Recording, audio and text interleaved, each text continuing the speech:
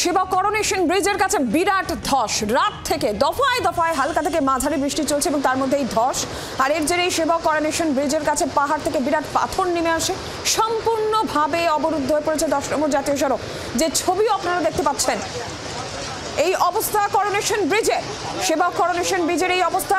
এবং সিকিম ও কালিম্পংয়ের life line 10 নম্বর জাতীয় সড়কও একেবারে বন্ধ। নারায়ণ সিংহ রায় রয়েছেন টেলিফোন লাইনে, পরিস্থিতির বিষয়ে বিস্তারিত জানাবেন। নারায়ণ, কি অবস্থা এখন, কি অবস্থা? ছবি আমরা কিছুটা দেখতে পাচ্ছি।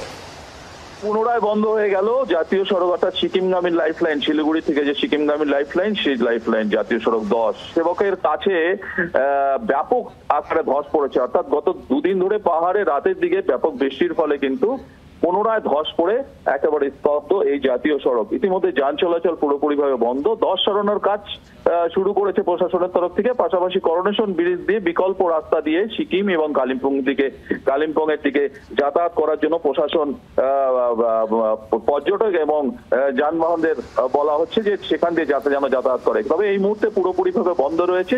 যেই পরিমাণে ধস পড়েছে, অর্থাৎ পাথরের চাই, বড় বড় চাই যে জাতীয় সড়কের উপর পড়ে রয়েছে, সেটা সরাতেই কিন্তু হিমশিম খাচ্ছে প্রশাসন। তবে দ্রুত গতিতে কাজ চলছে। নারায়ণ, ধন্যবাদ।